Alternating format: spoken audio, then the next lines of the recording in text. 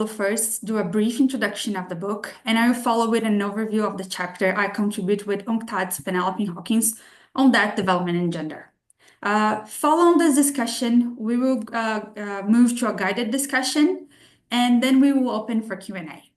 So to get it started, Juan Pablo, could you tell us about the background of this book? What was the key motivation behind having this added volume?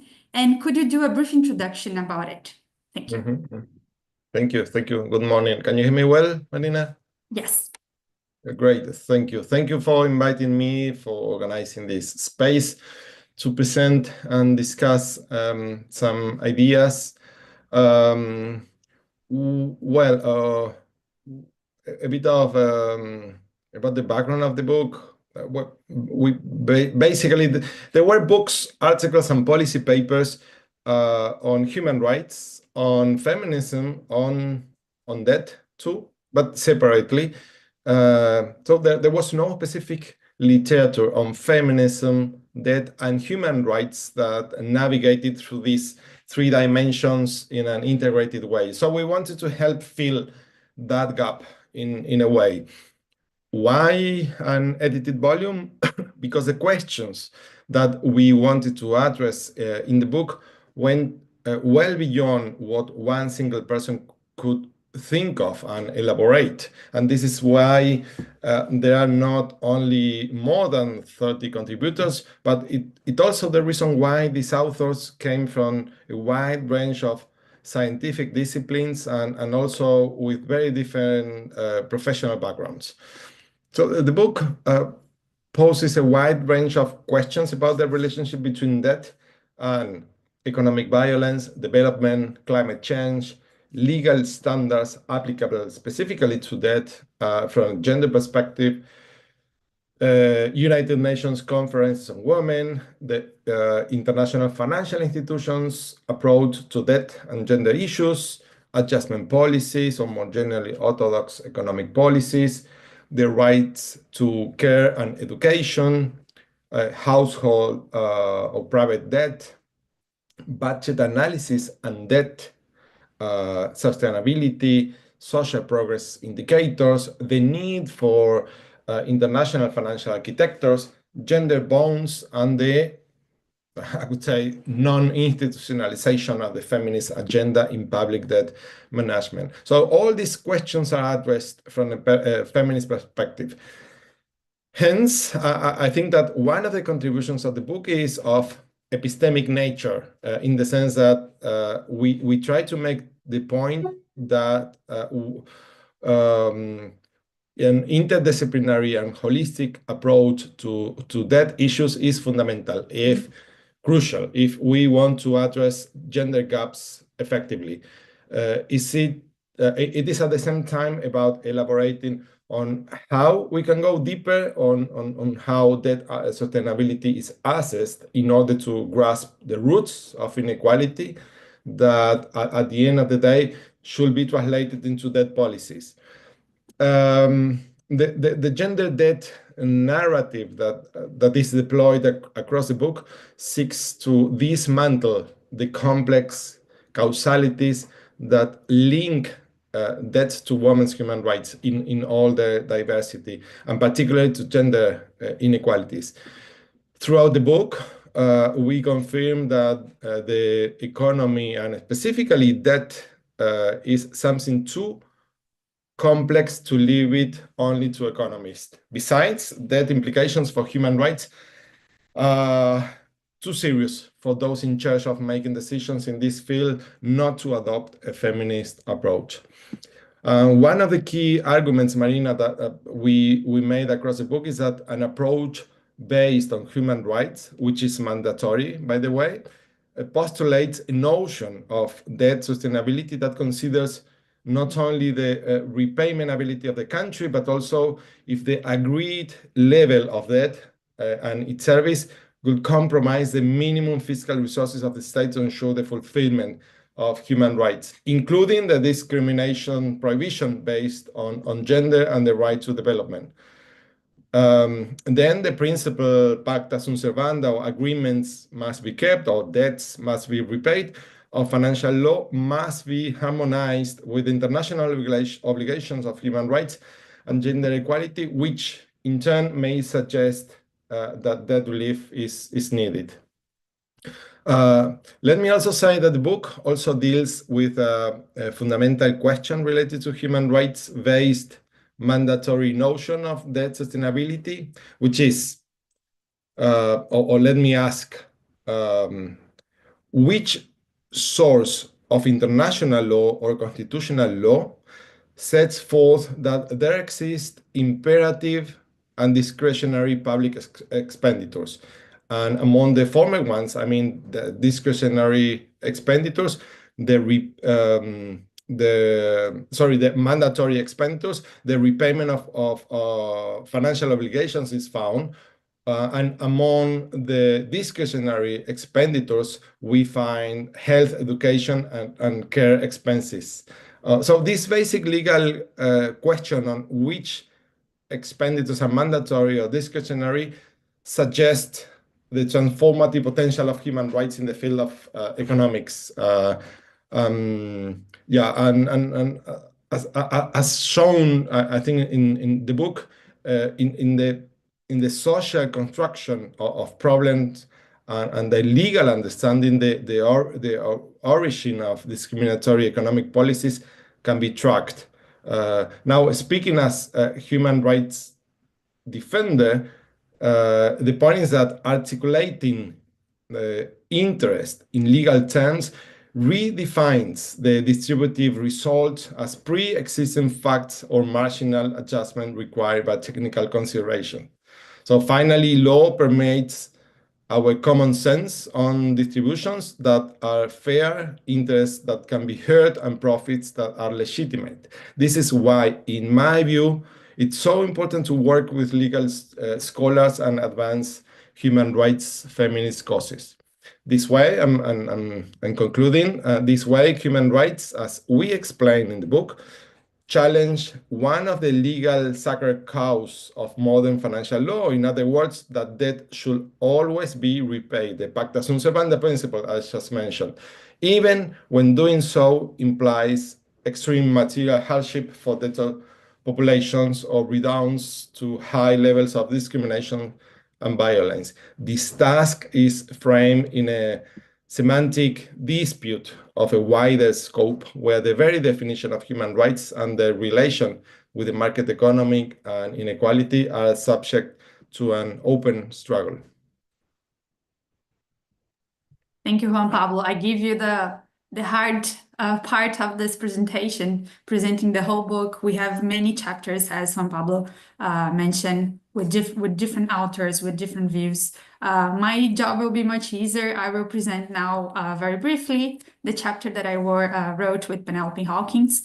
The point of departure of our chapter, which is focus mostly on the macro framework and the impact on women. Our point of departure is that we already know that austerity disproportionately affects women. When countries go to crisis and they need to adjust, I think there is a widespread literature showing that austerity is, mostly affecting this group.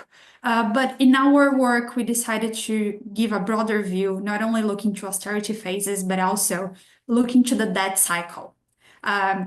We build up from development tradition, especially from authors like Raul Prebisch, which was the first Secretary General of UNCTAD and has written a lot on development finance. And for him, the development hinges upon having access to more aid and more trade.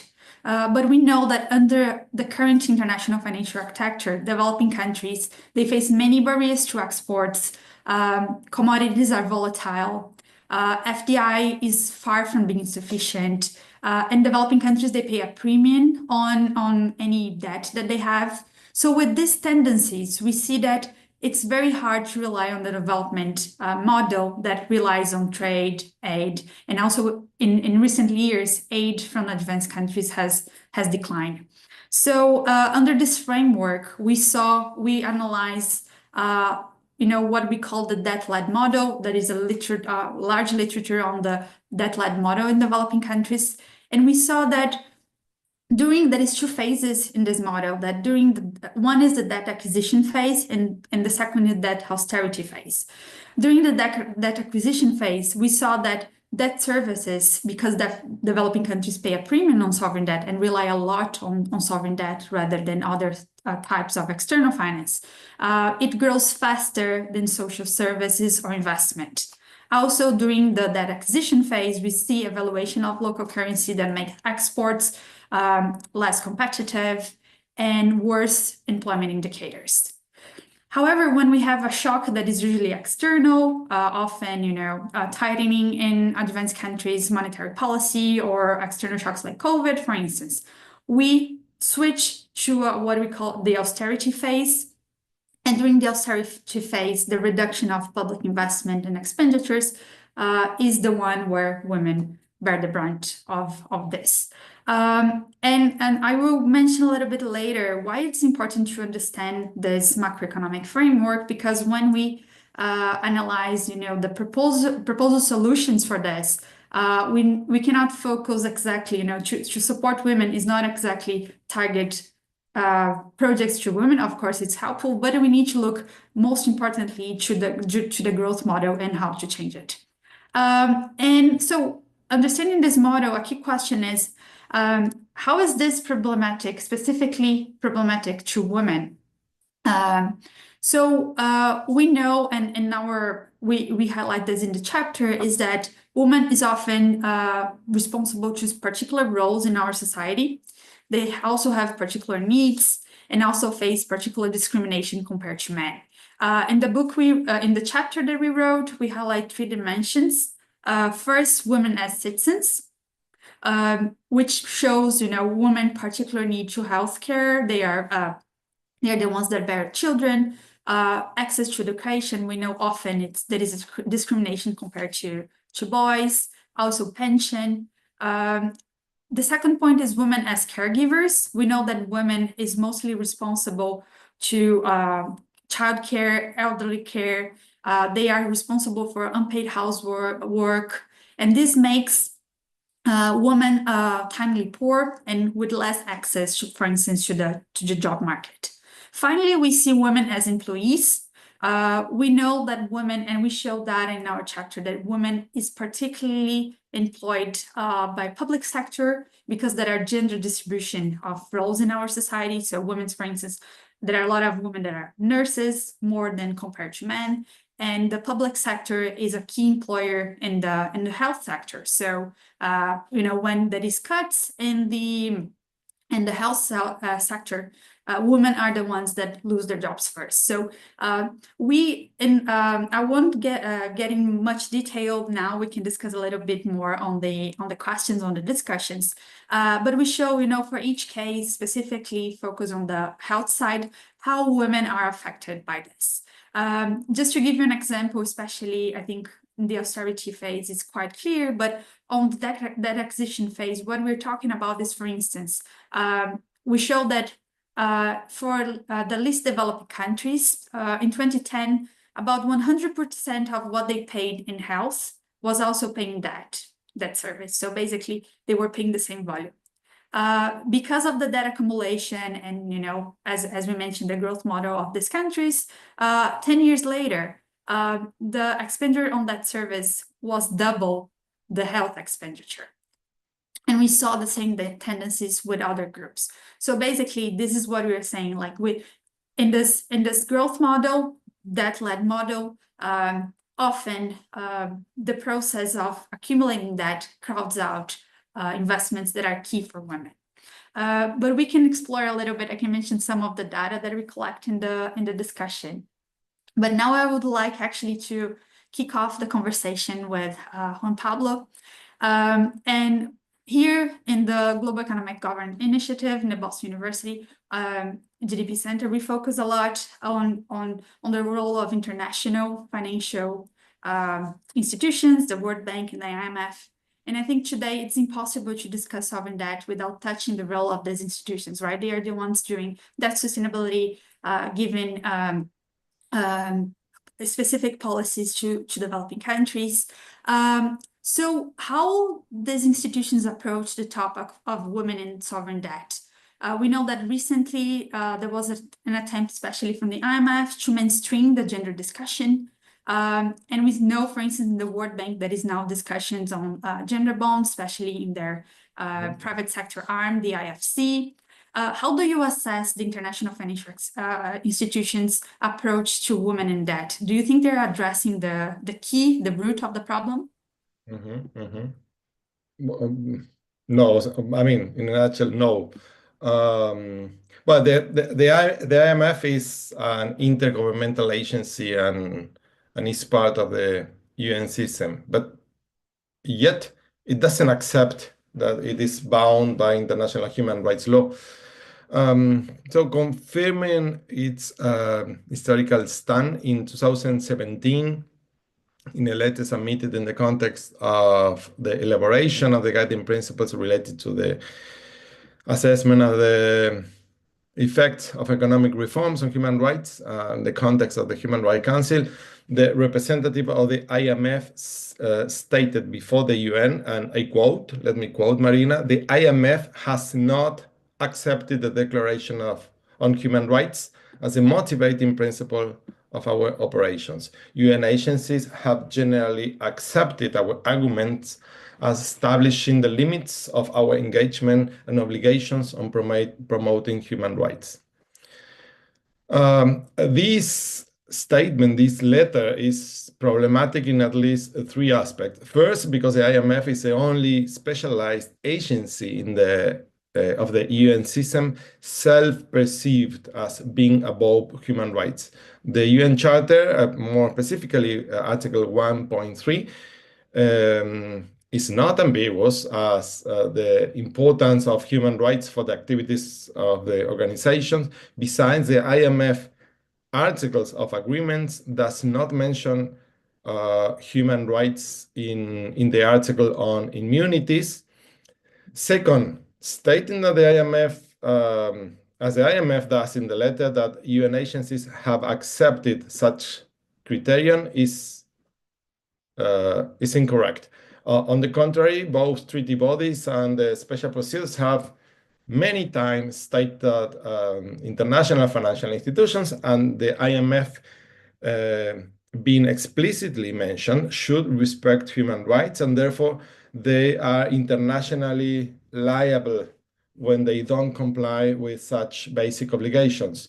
So there is no doubt on this since the 80s, when the General Assembly ordered the IMF to stop funding the South African apartheid to prevent it from financing a regime that violated fundamental human rights.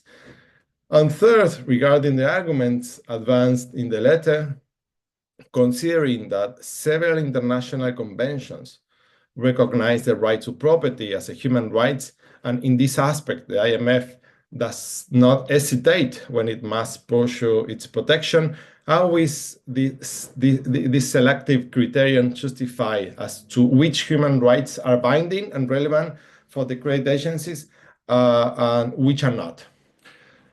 So in the context of this outlandish legal interpretation that the IMF upholds, the agency launched the self-proclaimed gender strategy in July 2022. As is suggested in a letter that the mandate holders of the UN Special Procedure submitted to the IMF in 2022, which is part of the book, by the way, as well as in a number of studies carried out by academics and organizations of civil society. The IMF gender strategy tries to be a justification of orthodox policies.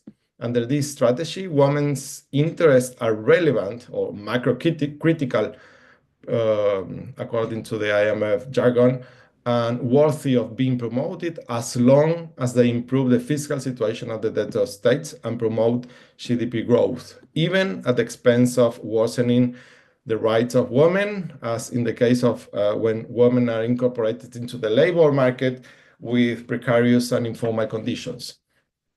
In January 2000, 24, sorry, the IMF released its interim guidance note on mainstreaming gender, which offers now operational guidance to staff to implementing the so-called gender strategy, discussing light touch versus deep dive approaches to gender analysis. Oddly, the paper does not even mention that once. The paper states that staff will also examine comprehensively how shocks and trends, fiscal, monetary, and financial policies and structural reforms can have differentiated impact on men and women, and hence narrow or exacerbate gender gaps. Yet, this gender impact assessment of the IMF own conditionality never take place.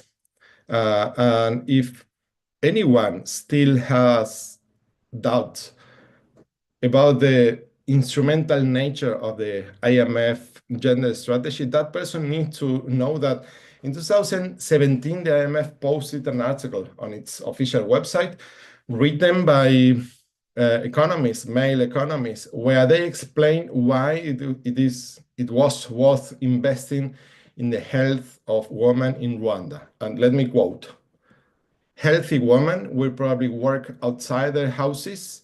They will have more stamina and energy for physical jobs, and they will work more hours. This step taken by the IMF to create the gender strategy came to confirm a growing idea in industrialized countries, or in some industrialized countries, about the importance of gender equality in terms of economic efficiency and good governance, which strengthens the mainstreaming of the gender-based approaches in some institutions. But at the same time, and almost inadvertently, in many cases, this has led to the promotion of a more moderate sector of feminism aligned with neoliberal ideas that is more willing to instrumentalize emancipatory demands instead of challenging the neoliberal assumption that create and support gender equalities. So having said that, there is an emergence and consolidation of a sector of moderate feminism connected to progressive neoliberalism, which, while still advocating for the recognition of certain rights and individual liberties, says nothing as to the origins and implications of financial liberalism, which has softened or even marginalized a number of demands of the most radical feminists, as well as institutionalized other more moderate demands, in my view, watering down its transformative potential. For that same reason, Marina, the IMF can afford to have its own gender strategy that in turn is replicated without fear in a number of national governments, resulting in the institutionalization of a moderate, washed feminism that through non-performativity ends up doing something so nothing changes. That is, no reformist reforms. In other words, using this new gender strategy, sponsored and supported by the neoliberal agenda, the IMF can appropriate the notion of gender and eliminate any radical and emancipatory ideas of feminist movement to promote public policies, whose goal is that women can be useful to capital. Something similar can be said as to gender-based approach at the World Bank, that is silencing the differential effects of the reform packages, the extractive project they finance, the private health system they promote, and the unfair system of microloans that they support.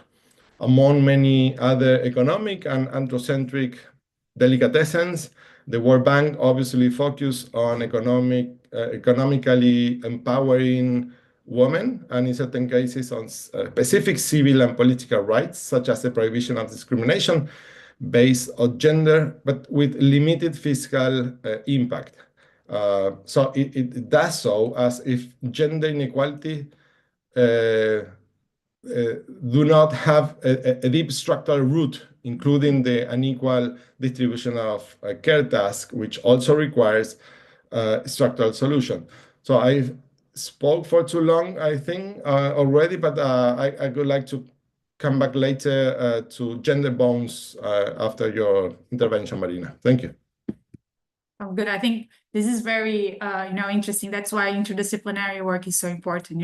From a legal perspective, we economists are looking to different aspects, and I think what you said is very important. You need to have human rights fitting in the budget, right? Not the opposite. And I think I will, hooking what is said about austerity and women. I think, trying to make highlighting the importance of putting women in, part of the debt discussion and fiscal budget discussion. I think in the chapter that we wrote, we saw some of examples of how austerity, there is this dissonance about adjustment projects, programs and gender concerns. So for instance, what we saw is looking to women as citizens, right? So their access, their right to healthcare. What we saw in our chapter is that many women, because that is the country, lacks a public health system, a universal health system, it's cost lives, right? We know that in 94% of maternal death happens in low-income countries and middle-income countries, and especially in countries where countries spend more on that service than on health. So it's actually, it's a matter of life. And it's also about a matter of personnel, costs. So what we saw in our chapter 2 is that when countries don't have, universal health system, and when the country doesn't provide it, or when it's cut, countries, women, they have to bear the cost of health by themselves. So what we saw, the data that we put in our chapter is that although men is usually more financially included than women, in low-income countries, women contract more debt to pay for health services. So it shows that, they are the ones actually bearing the brunt when we don't have actually the government providing the rights that they should have. So it costs lives, and it's also costs more women than men. So this is one example, right? When austerity or when the government services does not respect the human rights of the population. So I think another example is, especially on austerity, is, as when mentioned, women as employers. So we know that public sector employs mostly, women is usually more employed by the public sector than the private sector. For instance, in low-income countries, we saw that around 10% of their employment in construction and engineering is women that is employed. When we see education, for instance, and health, is 70%. So it's much higher. And we know that countries, when they do austerity program, the first cut in spending is often government spending, right? And this will affect especially women access to employment.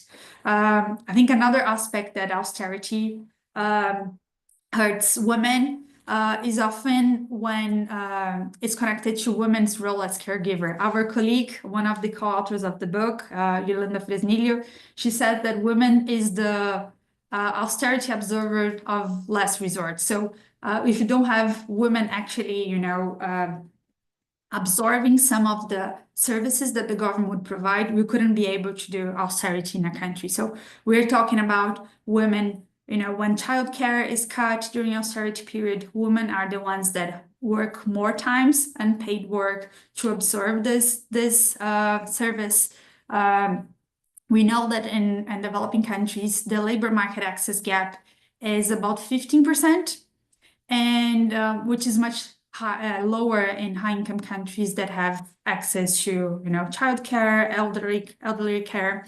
So this is, government spending as with social spending. This is how much it's important for women, but also spending, public spending infrastructure, for instance, is also key to women. So when women has more access to energy, to transportation, to sanitation, they, the paid in labor will be lower in terms of hours, and they may have more time to work, to go to the labor market and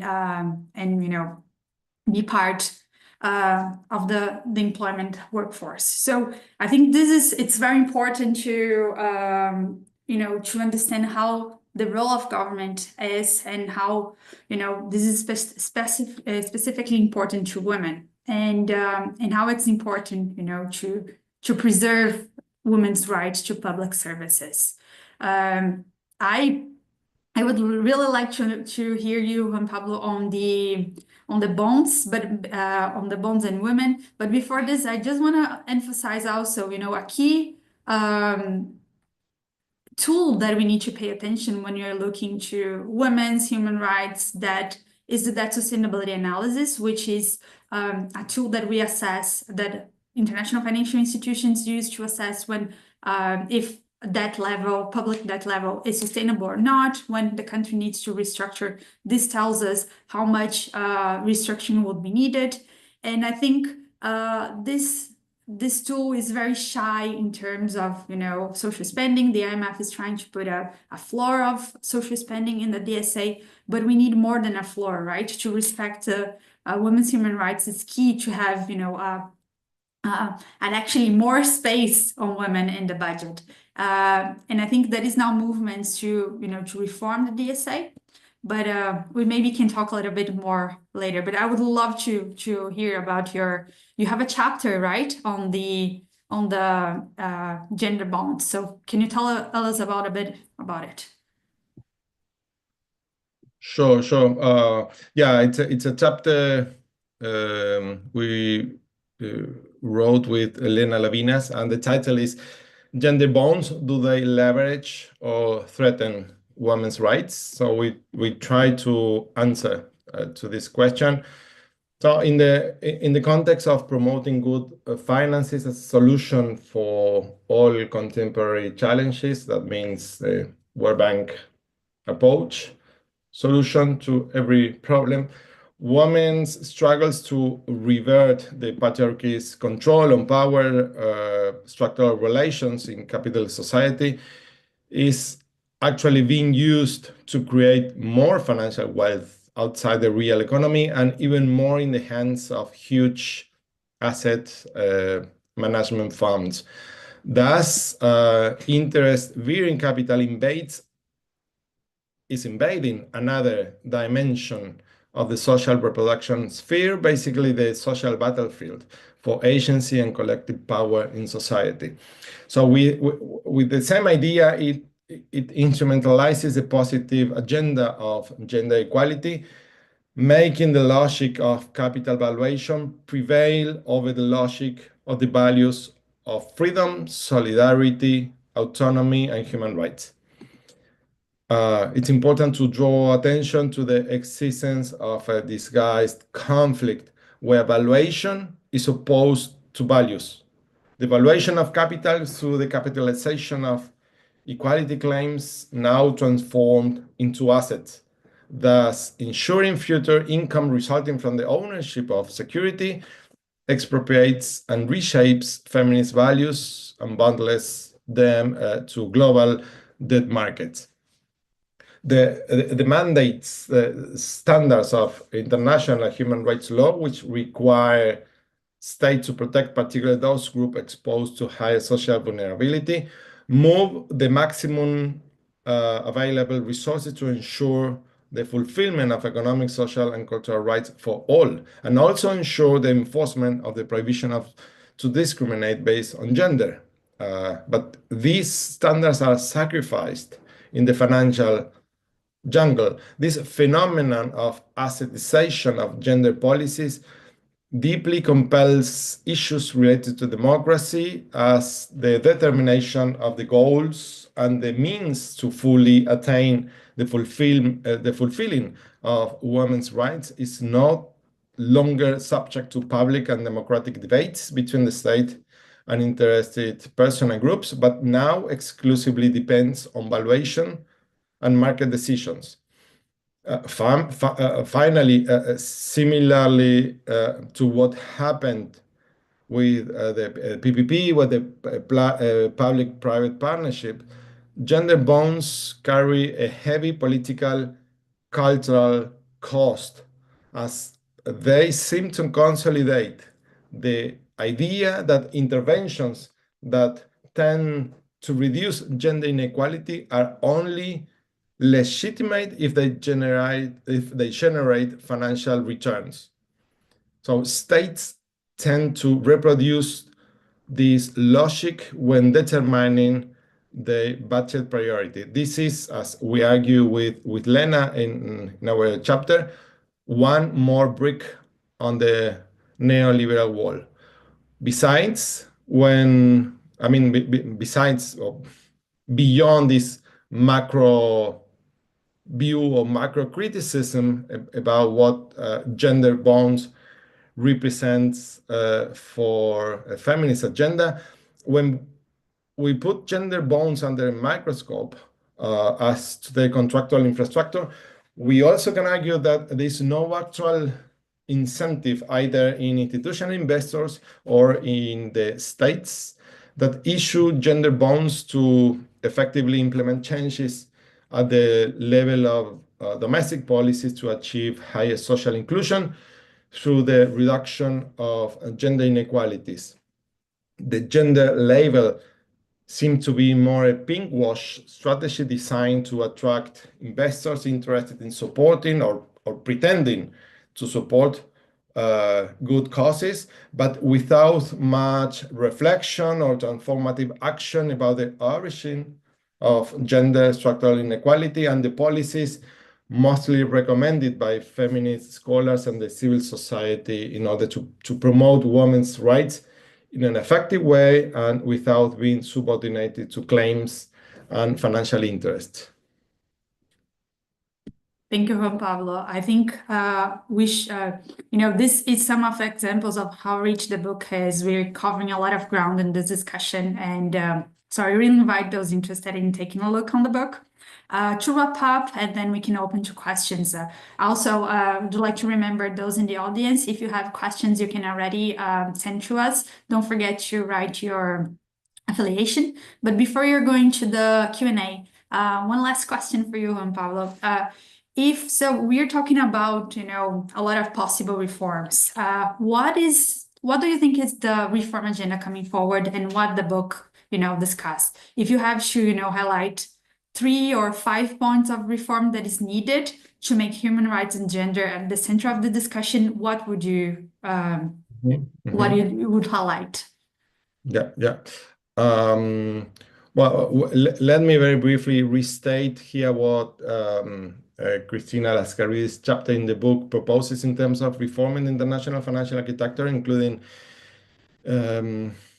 international financial institutions, establishing robust capital controls, implementing serious debt relief and debt cancellation mechanism, broadening debt sustainability analysis to incorporate human rights, SDGs, ecological goals, and gender equality. Also democratizing the quota system. But now I want to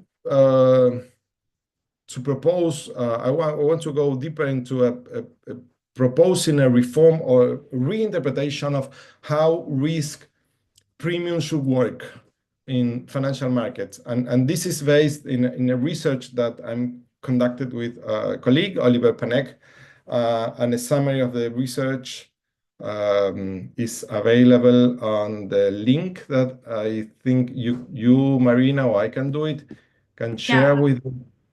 We are going to put in the chat. Let me see. Okay. Yeah, that's it. Thank you. So there's a summary there. Today I want to present and propose a human rights-based interpretation of interest rates applied to both public and private loans, where interest rate and risk premium are adjusted after the full repayment of the principal. So risk premiums tend to drive borrowers more into debt, frequently resulting in borrower states not only remaining poor, but ended up being over-in-debt. We know that. So accordingly, risk premium are a financial mechanism that is of paramount importance for accruing debt. And this mechanism is not only connected to prudent lender behavior, but also reflects the non-linear relationship between debt levels and sovereign debt premiums, based on which risk premium tend to grow faster than sovereign debt levels could warrant. So in turn, the prime rate clients benefit from the system by being rewarded for the prudent economic behavior. Yet this differentiation of risky and low risk borrower by the financial industry is not only legally justified at the beginning of the loan, but not once the borrower risk profile has changed due to reliable payments. So we depart from the fact that risky borrowers pay more for the same loan than low-risk client due to risk-weight interest rate that are based on the absence of the quality of a collateral. So while this approach treats collateral and risk premium as exchangeable, it is only the collateral that is returned at the end of the contract. The risk premium is not returned. The practice of charging a risk premium on top of the prime rate is legally justified, since it serves as a protection of the lender's property in a riskier environment by accelerating the return of the principal. That's fine. But I repeat, risk premium is not returned after the debtor is proven to be an excellent payer. So we argue then that the price difference loses its economic and legal justification once the risk premium has fulfilled its purpose of ensuring the payment of the capital, the principal. Beyond that point, the risk premium becomes a form of discrimination based on economic status, because it imposes a greater burden on risky clients than on low-risk clients. Therefore, we propose a human rights-based interpretation of interest rates applied to both public and private loans, where interest rate and risk premium are adjusted after the full payment of the principal. A mainstreaming approach treats collateral and risk premium in interest rate as exchangeable. But why then is the collateral return at the end while the risk premium is not? I think this is a legitimate question. And this question leads to a new interpretation of risk premiums built into the interest rates of loans that could release funds needed to realize the right to development, for example. Just like landlords letting houses or apartments, lenders are letting money to clients for a certain period of time in the form of loans. But while prices for example, for rental cars and apartments depend only on the markets and are the same for each client, the different prices for loans are justified by the higher risk posed by those with poorer property status. So the current mechanism is based on a misconception of interest rates and risk premium. We postulate in the article. It not only confuses prices and property, which leads to an incorrect estimate of risk, but also leads to discriminatory pricing because it doesn't acknowledge the change of risk over time and ignores the legal character of risk premium, which are a substitute for collateral and therefore themselves a collateral sui generis that had to be returned.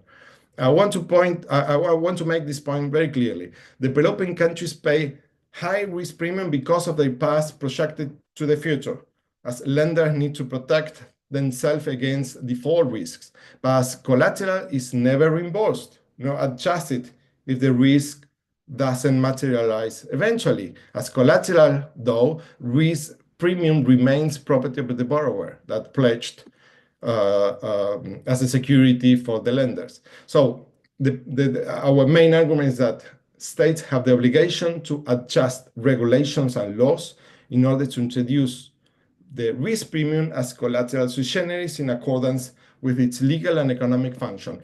Readjusting risk premium would reduce vulnerability of low and middle income countries as the risk premium and debt levels doom loop is minimized, while at the same time freeing resources to help finance SDGs and economic social rights of debtors populations.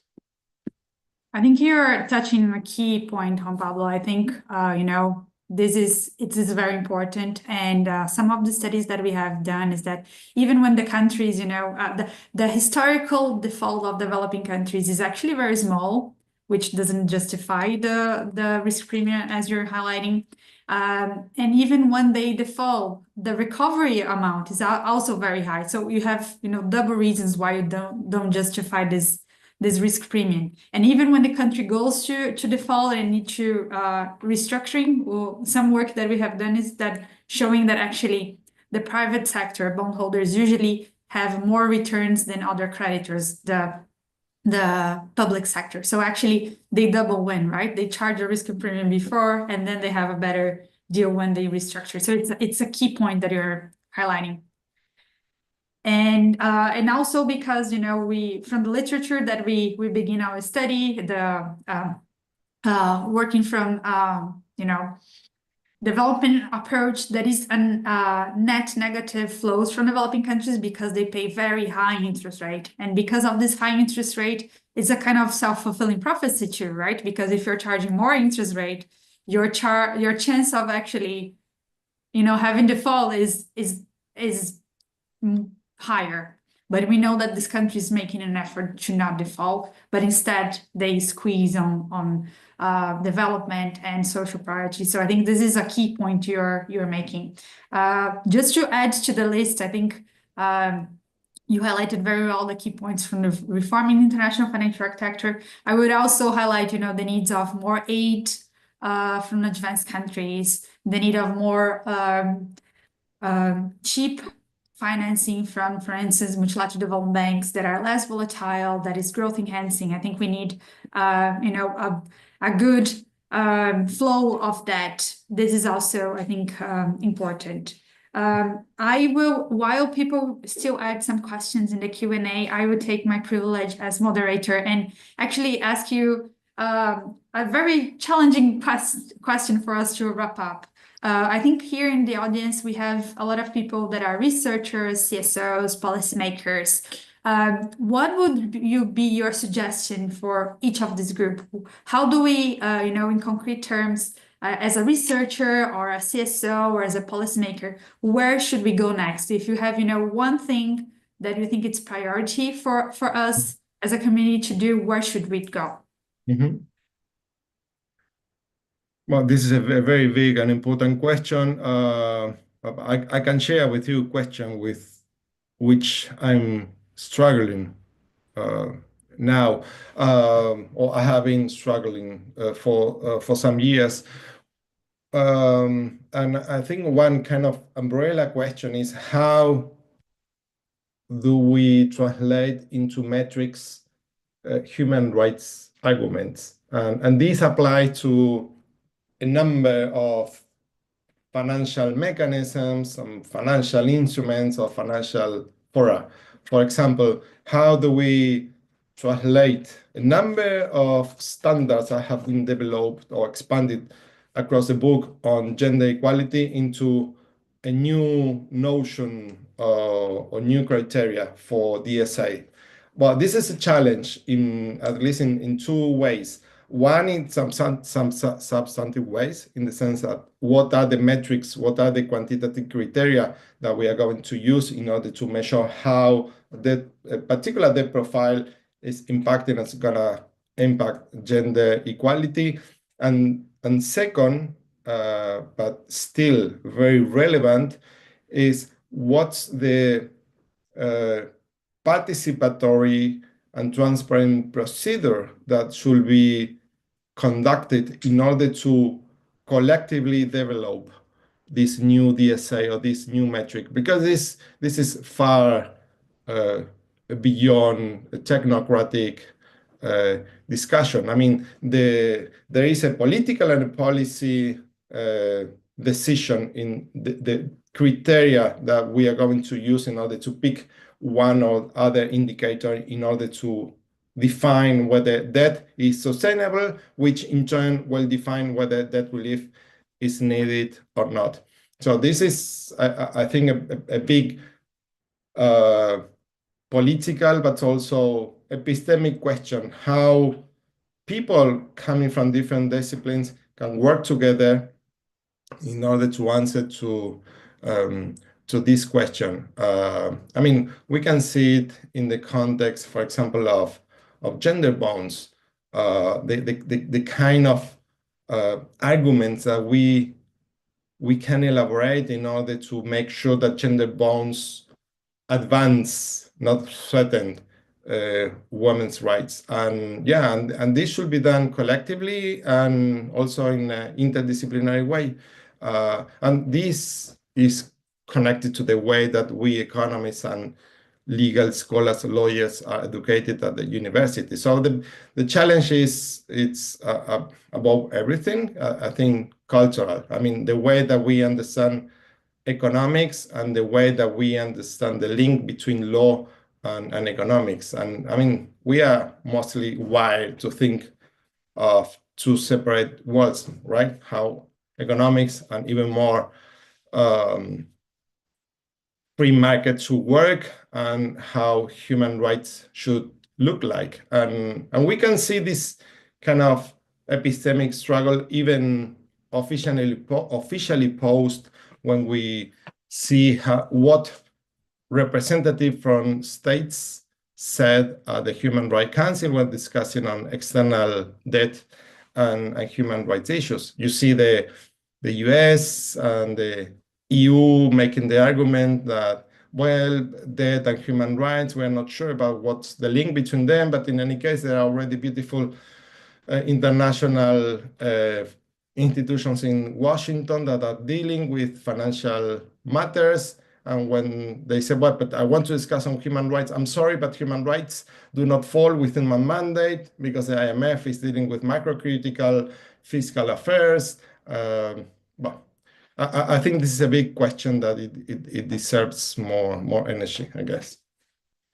That's great. Thank you for sharing this, Juan Pablo. I think we finished with a very, food for thought for people that are doing research, CSOs, policymakers. I think this is a key aspect for all of us to consider and to work together. I think a sincere thank you to Juan Pablo for sharing his thoughts with us today, and everyone who's joined the discussion. This talk has been recorded on YouTube, and the link for the link will be shared following the event. To receive the updates for future events and research from GDP Center, you can subscribe to the Global Economic Governance Initiative newsletter, a link to which we can find in the Zoom chat. Have a good rest of your semester, and until next time. Thank you.